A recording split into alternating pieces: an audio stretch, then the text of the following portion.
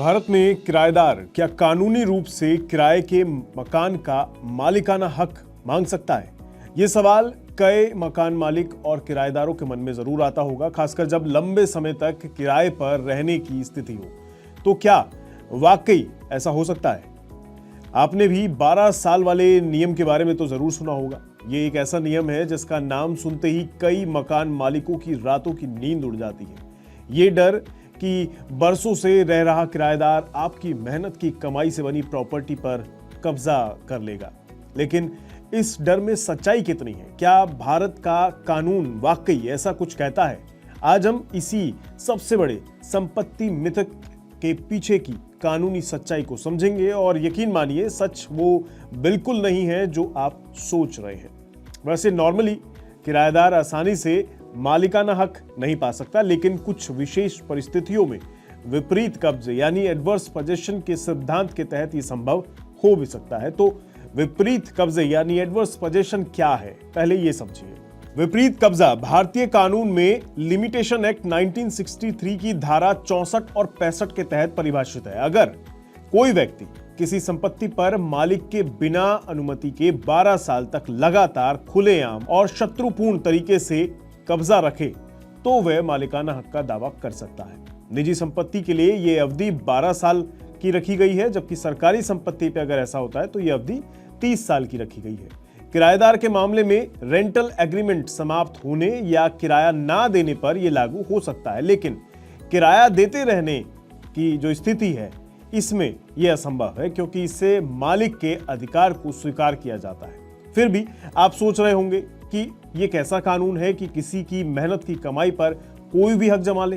देखिए, इस कानून को लाने के पीछे सोच ये थी कि कोई भी मालिक अपनी संपत्ति को सालों साल लावारिस नहीं छोड़ सकता।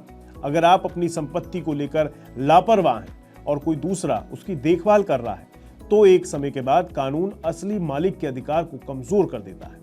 लेकिन सबसे जरूरी बात, यह नियम इतना सीधा है नहीं जितना कि लग रहा है। सिर्फ 12 साल तक रहना ही काफी नहीं है। एडवर्स पोजेशन का दावा करने के लिए कानून ने कुछ बहुत ही सख्त शर्तें रखी हुई हैं, और जब तक ये सभी शर्तें एक साथ पूरी नहीं होती तब तक मालिकाना हक का दावा टिक ही नहीं सकता।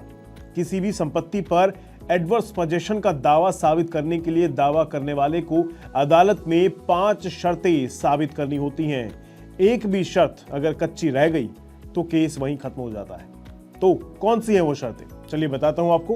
पहली शर्त, वास्तविक कब्जा यानी एक्चुअल पोजेशन, मतलब उस व्यक्ति का प्रॉपर्टी पर असली कब्जा होना चाहिए, जैसे उसमें रहने या उस पर कोई निर्माण करने का। दूसरी शर्त, खुला और सार्वजनिक कब्जा यानी ओपन एंड नोटोरियस पोजीशन। कब्जा चोरी छुपे नहीं होना चाहिए बल्कि खुलेआम होना चाहिए, ऐसा कि दुनिया को लगे कि वही व्यक्ति मालिक है। तीसरी शर्त, निरंतर कब्जा यानी कंटिन्यूअस पोजीशन। कब्जा पूरे 12 साल तक बिना रुके जारी रहना चाहिए। अगर मालिक ने बीच में आकर अपना अधिकार जता दिया तो 12 साल की गिनती वहीं टूट जाती है।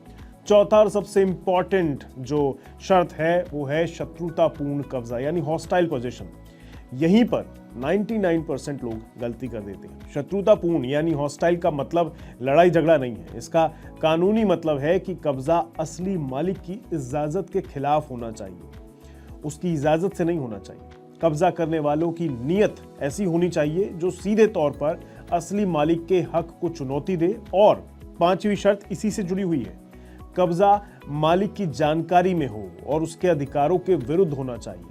मालिक को यह पता हो कि कोई उसकी संपत्ति पर उसके हक को नकार कर बैठा है, मतलब उसे जानकारी होनी चाहिए, और फिर भी मालिक 12 सालों तक कोई कानूनी कार्रवाई ना करे, तब यह एप्लीकेबल है। तो अब घूम फिरकर हम असली सवाल पर वापस लौटते हैं। क्या एक किराएदार मकान का मालिक बन सकता है? इसका सीधा और दो टूक जवाब है नहीं। एक किराएदार कभी भी एडवर्स पोजेशन के आधार पर मकान का मालिक नहीं बन सकता। क्यों? क्योंकि एक किराएदार का कब्जा हमेशा यानी परमिसिव पोजेशन होता है, जो मकान मालिक की इजाजत से एक समझौते के तहत घर में रहता है, चाहे समझौता लिखित हो या फिर मौखिक। हर महीने किराया देकर वो खुद ये मान रहा है कि मालिक कोई और है। जब कब्जा ही अनुमति से है तो वो शत्रुतापूर्ण कैसे हो सकता है? सुप्रीम कोर्ट ने अपने कई फैसलों में इस बात को बार बार साफ किया है। कानून का एक सीधा सा सिद्धांत है जिसे सुप्रीम कोर्ट ने भी माना है, एक बार किराएदार हमेशा किराएदार। जब तक किराएदारी का रिश्ता है 12 साल की गिनती शुरू ही नहीं होती।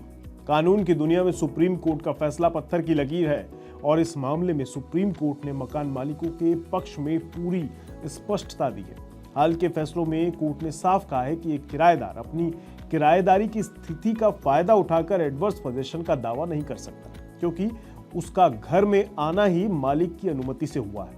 अदालतें ऐसे दावों को बहुत सख्ती से देखती हैं, क्योंकि ये कानून किसी के मालिकाना हक को छीनने की बात करता है। लेकिन रविंद्र कौर गेवाल बनाम मंजीत कौर, ये 2019 का केस है, जैसे मामलों में सुप्रीम कोर्ट ने स्पष्ट किया कि एडवर्स पोजीशन को साबित करने का बोझ पूरी तरह से दावा करने वाले पर निर्भर है और ये साबित करना बेहद मुश्किल है।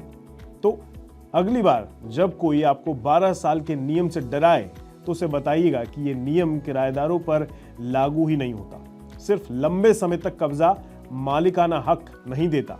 ये सच है कि कानून आपके साथ है, पर सावधानी तो देखिए आपको भी बरतनी होगी, समझदारी के साथ वो भी।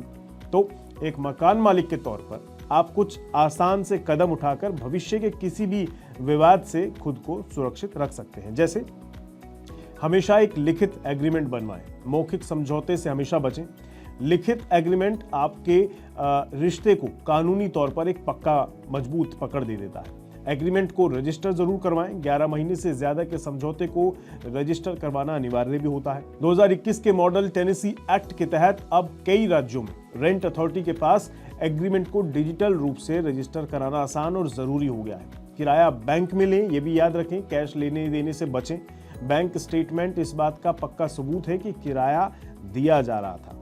समय पर एग्रीमेंट रिन्यू जरूर करें। एग्रीमेंट खत्म होने पर हमेशा नया एग्रीमेंट बना लेना सही रहता है। ये हर बार किराएदार की अनुमति आधारित स्थिति को फिर से मजबूत करता है। किराएदार को बताकर साल में 1-2 बार अपनी संपत्ति का दौरा भी जरूर करिए। ये आपके मालिकाना हक को सक्रिय रूप से जताने का एक तरीका भी है। अगर किराएदार किराया देना बंद कर दे या आपके मालिकाना हक को चुनौती दे तो इंतजार ना करें, फौरन वकील से कानूनी नोटिस भेजें और घर खाली करने की प्रक्रिया को शुरू कर दें। ये जानकारी सिर्फ मकान मालिक के लिए ही नहीं है, किराएदारों के लिए भी है। उन्हें भी ये समझना जरूरी है कि किसी की संपत्ति पर कब्जे का सपना आपको कानूनी मुसीबत में डाल सकता है। लंबे समय तक कहीं भी रह लेने से आप मकान के मालिक नहीं बन जाते हैं। आपकी असली सुरक्षा एक स्पष्ट रेंट एग्रीमेंट है जो आपको गैर कानूनी तरीके से निकाले जाने से जरूर बचाता है, तो वो याद रखें। तो आपकी इस मुद्दे पर क्या राय है और क्या आपने भी कभी कोई ऐसा केस सुना है तो उसे हमारे साथ साझा करना मत भूलिएगा। आज के इस वीडियो में इतना ही रखते हैं, दीजिए इजाजत, नमस्कार। ग्लोबल संकेतों के दम पर कैसे खुलेंगे हमारे बाजार? क्या कह रही हैं खबरें और ब्रोकरेज रिपोर्ट्स? किन शेयरों में बनेगा पैसा? बाजार खुलने के बाद क्या खरीदें, किन शेयरों को करें पोर्टफोलियो से बाहर? कैसा रहा बाजार का दिन भर का कारोबार? कैसे तैयार करें कल के बाजार की स्ट्रैटेजी? इन सब सवालों के जवाब जानिए मेरे साथ ओपनिंग बज और क्लोजिंग बज में इन वक्त पर सिर्फ मनी 9।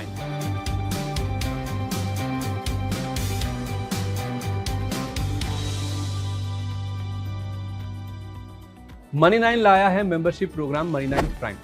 अब आपके दिमाग में कई सारे सवाल होंगे, मसलन आखिर क्या है ये मनी 9 प्राइम? आपके लिए यानी दर्शकों के लिए इसके क्या फायदे हैं? और एक बड़ा सवाल ये कि मनी 9 प्राइम से आखिर जुड़ना कैसे है? तो इसकी पूरी जानकारी हम आपको देने जा रहे हैं।